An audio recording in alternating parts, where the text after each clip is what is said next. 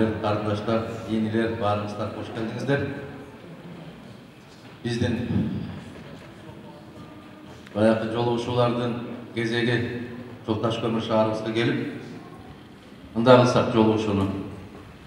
Могу жерде турат. Номер 8 деп. Номер 8 деп турат. Азыр деле ошол номер 8. Биздин көз карашыбыз ошол деп ойлойм. Кечээки парламенттик шайлоодо кандай болсо ошол бойдон кыйшайбыз. Ошондуктан мындай кылалы. Сиздерден кандай суроо болсо мен ошолорго жооп берейин. Биздеги заводду, шахтаны иштетсе мигранттар келип өз үй бүлөсү, бала чакасы менен жашайт. Эле ушуга кандай карайсыз дейт. Мен ушуну Москвага барганда, Новосибирскке, Красноярскке барганда, Екатеринбургка барганда аябай көп акча айтам. Менчелик кыргыз жигиттери, Кыргызстандын жарандары сыртта жүргөн. Алар менен менчелик көп жолуккан бир да саясатчы жок. Саясий партиянын төрагалары андан 5 метр жок. Алар эмес, алыста жүргөн. Мына ушул биздин Ташкөмүргө дагы менчелик көп келген кайсы партиянын төрагасы бар? Атаңыздарчы? Жок. Тирүү кимди көргөнсүңөр соңку жолу? Анан эмне келбесе деле добуш бере бересиз? Көргөй туруп деле добуш бере бересиздер. Эмнеге? Мен сиздерге ушул мүмкүнчүлүктөн пайдаланып сиздерге терең ыраазычылык билдирем. Рахмат айтам. Себеп алар келбейт өздөрү. Эбегейсиз чоң саламдарын айтып жиберет. Себеттүү. Аны жергиликтүү могулчеде отургандар ал себеттерди ар бир үйгө таратат. Анан себет жакшы экен деп сиздер добуш бере бересиздер. Алар тыйым берип жиберет силерге. Сактыштуу салам кат жазып коет. Ошолорго карабастан мына Ташкөмүр шаары бүтүн Кыргызстан партиясын колдоп бердиңиздер. Бул сиздердин баатырдыгыңыздар. Себеп напсини жеңип, акыл айтканын жасадыңыздар да. Миң жолу рахмат сиздерге.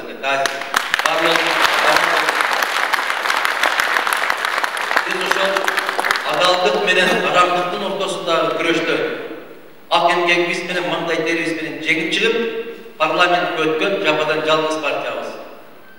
Бүтүн Кыргызстан. Ошол өтүп алып дагы биз бул шайлоонун жыйынтыгын тааныбайбыз. Себеп шайлоо өтө плас өттү деп билдирүү жасадык. Ушуну менен эмнени билсек болот? Бизге мандатка караганда адамдык ариет намысыбыз бийигирээк. Өтүп алып тым кыйып олтурган жокпуз. Болот эле олтуруп алса. Мына азыркы талапкермин деп жүргөн келейт деп бекенчил дегендерден. Бекенчилдер ошондо соодалашып аткан. Өтпөй аткан. Бизди өткөрүп койсоңор, биз силерди колдойбуз деп соода кылып атканбыз. Мына акча таратуу боюнча, акча иштетүү боюнча 16 партиянын ичинен 3-чү орунду алган экен бул бекенчилдер акча таратканда. Каражаттарын караңыздар. Борбордук шайлоо комиссиясы расмий түрдө жарыялады. Кайсы партия канча акча көрөттү деп.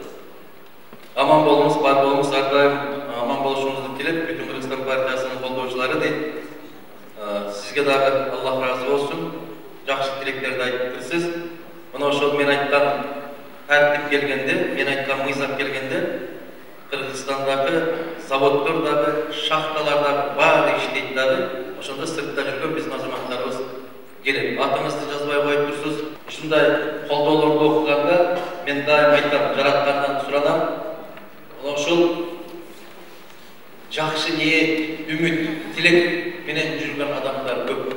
Сиздердин тилегиңиздер менин желкеме илинген оор жүк. Сиз үмүт артасыздар. Мен Кудайдан тилейм, ушулардын үмүтүн актаган күндөрдү насип кылмаган. Ушулардын үмүтү акталган бир кандайдыр иш-чаралардын бүтүшүнө мени себепчи кыла көрдүм айтам. Эң жаман нерсе адамга ишенип, адамга үмүт артып алып, ошол кишиден көңүл калган нерсе жаман. Жүрөк ооруп калган нерсе жаман. Мен шунчалык өзүмдүн этияттыгым келет, аягым келет. Ар бириңиздердин үмүтүңүздөрдүн аткарылышына менин акылым жетер бекен, күчүм, ден соолугум жетер бекен деп кыйналам. Ошол эжеке сиз үмүтүңүздү жазып турсуз, тилегиңизди жазып турсуз. Кудайдан экөөбүздөн чогуу тилейли. Сиздин аткарылышыңыз аткарылууга себепчи кылып, мага дагы Кудай күч кубат берсин.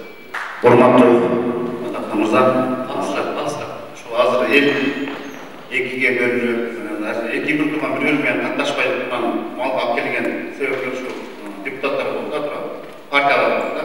Азыр сиз кайсы убакытта кетесиз? Партиялык системага кетесизби же президенттик башкарууга кетесизби? Ушул сиздин программаңызда көрсөтөсүз. Мисалы азыр экиге бөлүп таштаган бул партия болот, ар бир юбилейный бөлүп койгон партия болот. Эми азыр сиз Садыр Жапаров ушул президенттик башкаруу же парламенттик башкаруу болот да. Элдер азыр бир жагы мындаштай болуп калды. Элдер ортодо калды. Эмне кылыш керек дечи? Ошого сиздин оюңуз кандай кайсы менен кетесиз ушул толук деп отурсуз? Мен 14 жылдан бери президенттик берем. 14 жылдан бери. Одомаровдон башка бир да саясатчы калган эмес президенттик деген. Текебаев менен урушкан. Көгөрүп жалгыз калдыңыз. Азыр эми Одомаров бул жакта калды да, баары эле президенттик деп калды. Ошон үчүн 14 жыл керек эле айнымайт. Мен 2006-дан бери какшап келем. Президенттик башкаруу болмойнча Кыргызстанда тартип орнобойт. Президенттик болуш керек. Себеп ар бир үйдүн жетекчиси бар. Кожоюну болуш керек. 120 депутаттын 120 падыша болот. Мен айтып келбедимби? Өлөр элге 1000 башчы, өсөр элге 1 башчы. Мен айтып кете берет экенмин, эртеси күнү унутуп кала берет экенсиздер да сиздер. Ана менден кийин башка бирөө айтып чыкса эле, бул ушундай деп атат, сиз кандай карайсыз деп кайра менден сурайсыз.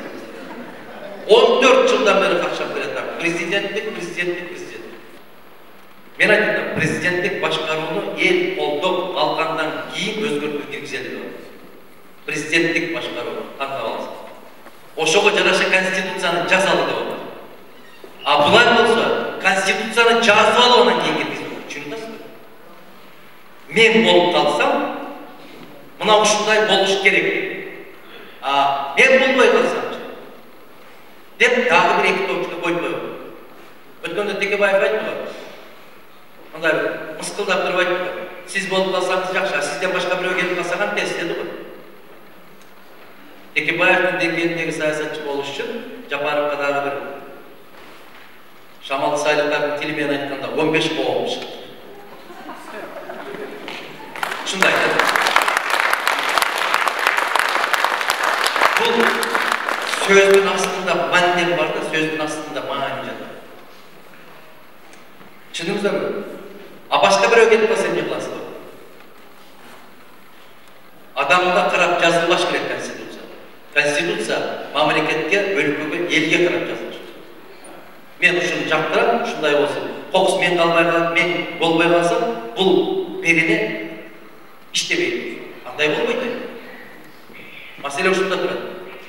Рахмат. Дагы суроо.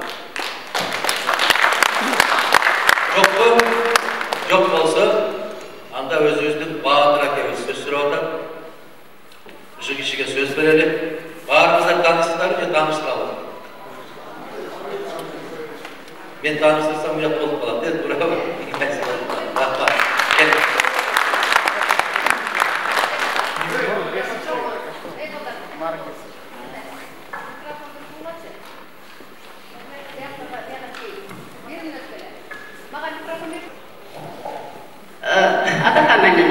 Сага ак жол каалайбыз. Кудайдын элдин тилегин берип, Кудай кааласа президент болуп шайланып калган ушул жердеги бүт сен деп келгендер отурабыз.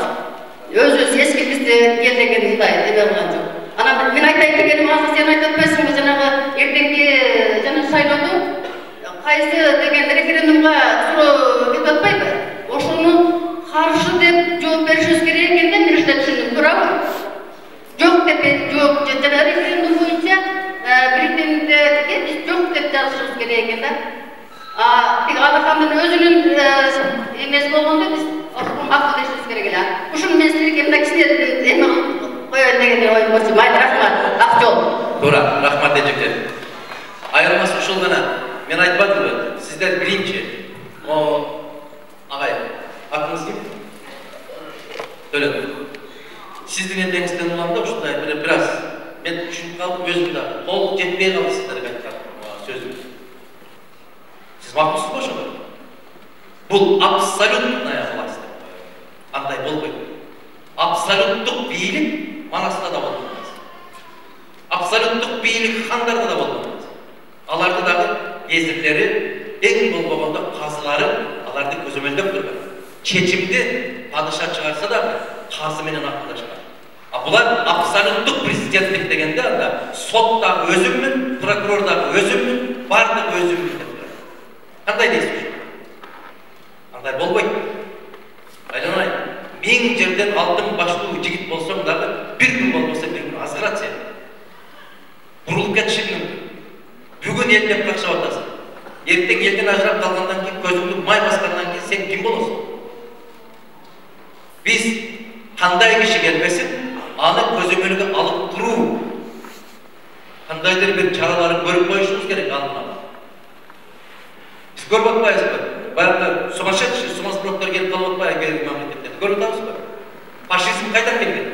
Ушундайдан келген. Абсолюттук бийликтен келген. Түшүндүрө алдымбы?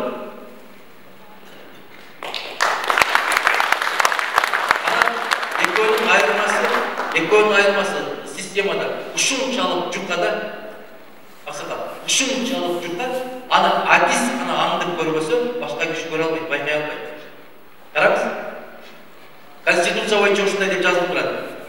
Парламенттик шайлоо жокко чыккандан кийин бир айдын ичинде Жогорку Кеңеш парламенттин кайра экинчи шайлоосун аныктайт дейт. Эгерде дейт аныктабаса, анда вакуум пайда болот, конституция жазылат. Бирок бул азаматтар, бүгүнкү келген азаматтар жарыялабай койду. БШК өзү жарыялап жиберди, аны жарыялоосун жокко чыгарышты. Эми Кудай сактаган экен, 68-чи беренесинде мындай деп турат. Эгерде президент мөөнөтүнөн мурда кызматтан чегинсе, бир айдан кем эмес мезгилде кезексиз президенттик шайлоо аныкталат дейт. Жарыяланат. Эгер караңыз, жарыяланбаса, мөөнөт өтүп кеткенден кийин жарыяланды деп эсептелет. Бул эмне үчүн жазылган, билесизби?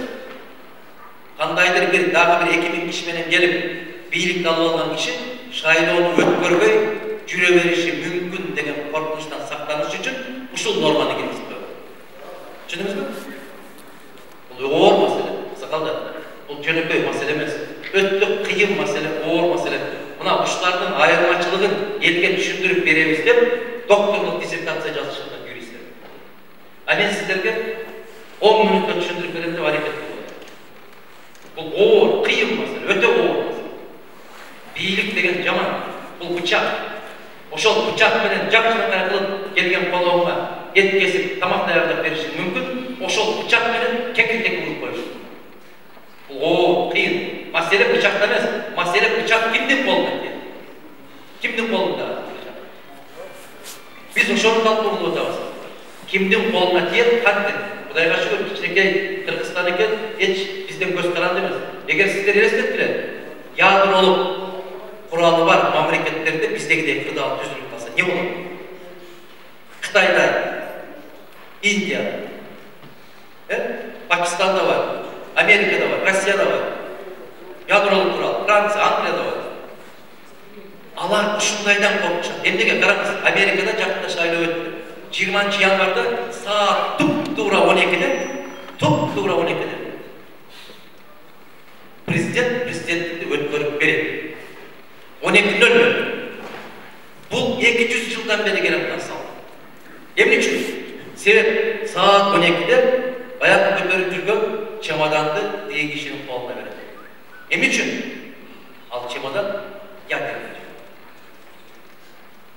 1 секундтагы өлкө президентсиз турбаш керек. 1 секунд. Себеп ал ушундай эсептелген. Кайсы мамлекеттен ядролук кнопканы басса, кандайдыр бир секундка кечигип туруп алар баскан болсо, пайдасы тийбей калат. Ошон үчүн ар бир секунд эсептейт. А биз кыргыздар жаттыкпы беймарал жапмакчыда 2 жума президенти жок.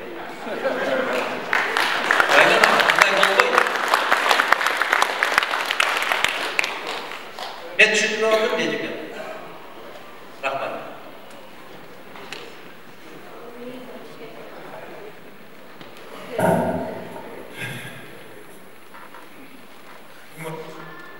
Ашкын тургандары, келген меймандар, Мына быйылкы жыл оңой жыл болгон жок. Бардыгыбыз эмес бүт дүйнө. Ушуга карап чыган жигиттер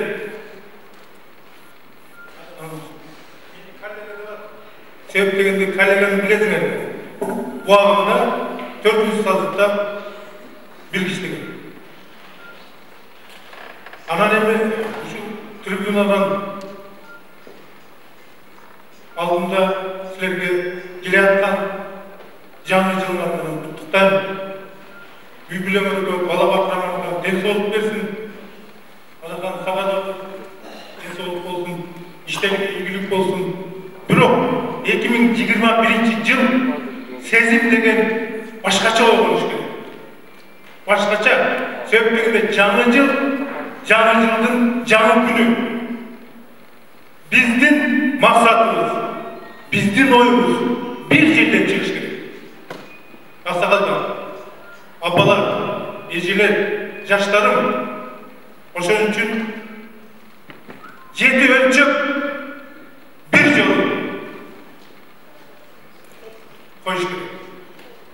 Мен эми Адахандын кылган жакшылыгын, жаскан закондорун айткым келбейт.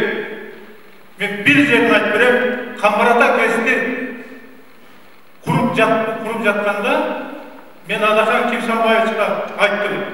Адахан Кимсанбаевич, бир жолу Камбарата кеске барып келбейсизби? Ушу жок деген жок. Өзүнүн фондунан акчаны алып, Камбаратага келип, ошол жерде 300 канча кишиге премияны берип, мен алдым. Бирок мен трибунадан байзаганда жалаң Камбарата деп байзасым. Себеп дегенде мен өзүм гидростроитель. 40 жыл бир организацияда. Анада кымсалайчак. Бирок ушундай коомдук иштерге, ушундай коомдук курулуштарга бардык нерсеге таза турган инсан бүгүн алдыңар болду.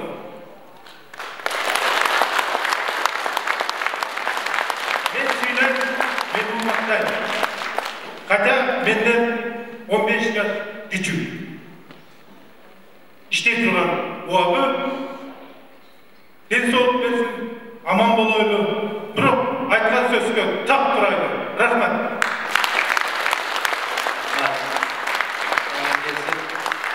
Мен келип сиздердин алдыңыздарда айттым эле. Биздер кыргыз эл баатырларынын бүтүндөй баары саясатчылар болгон экен. Же окуучулар болгон экен. Мындай бир жумушчу мээнет менен кыргыз эл баатыры болгон киши жалгыз ушу киши. Бул кишиден кийин дагы, бул кишиге чейин дагы баягы эмгегинен баатыр болгон киши жок. Башка Советтер Союзунун мезгилинде бар эле. Социалисттик эмгектин баатыры деген. Бул кишинин эмгеги мына высотник болуп, экиле киши, экөөдөн бири-бири менен ушундай болуп атаандашып иштешкен кишилер ушу кишилер болгон. Мен ыраазымын. Ушу киши менен бир чакырылышта депутат болуп иштеп калдык. Бир да жолу трибунага же микрофонго бир саясий маселе менен чыккан жок.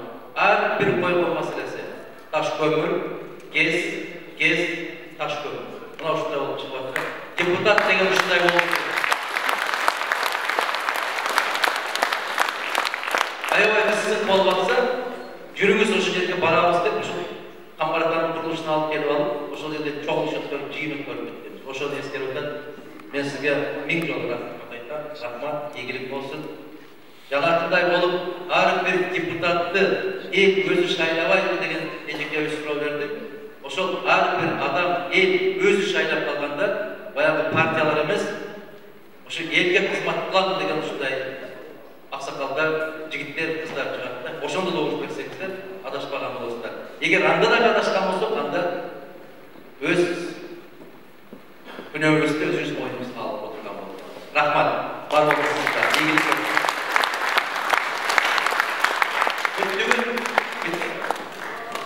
Бүтсөк дагы агалар, эжелер, мен дагы бир жолу сиздерге терең ыраазычылык билдирем.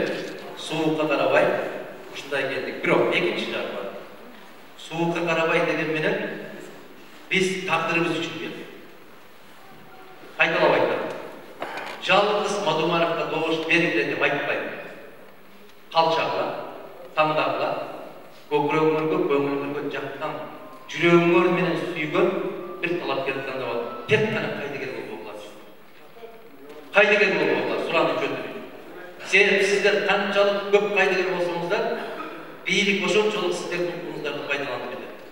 Барыңыздар, қалағанға шайлаңыздар, бирок барбай болмаңыздар. Башка өлкөлөрдү караңыздар, кечээ мени бир жигит ыйлакыдай кылды. Эмнеге?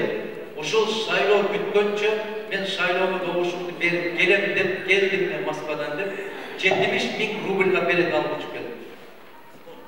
Айра кеткенде алышым жок. А биздики мына Ташкөмүр кичинекей канча участок бар? Ташкөмүрдө канча шайлоо участокту бар? 11. Ышкырсаң угулат экинчи тилкеге. Барып коюңуздар, сураңыз. Кайдыгер болбоңуздар. Өтүнүч ушул, келечегибиз кең болсун, маңдайыбыз жарык болсун, дайым жакшылыктарда жолугушкан күндөрдө бизге насиеттер болсун. Рахмат.